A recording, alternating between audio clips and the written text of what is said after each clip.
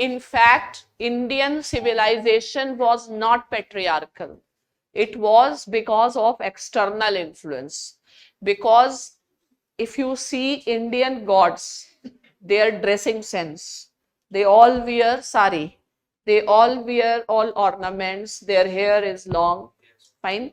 So in India, we never discriminated in terms, originally there was no discrimination in terms of gender. That was Indian civilization.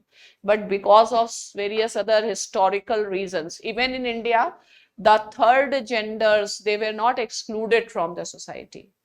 Fine. And if you see the Indian temples, you will find that homosexuality is not something considered as crime. It is publicly displayed in the temples.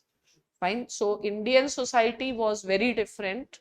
The time, if you see Konark temple and other, then you will understand. But ये हमारा Western या foreign influence है. Okay.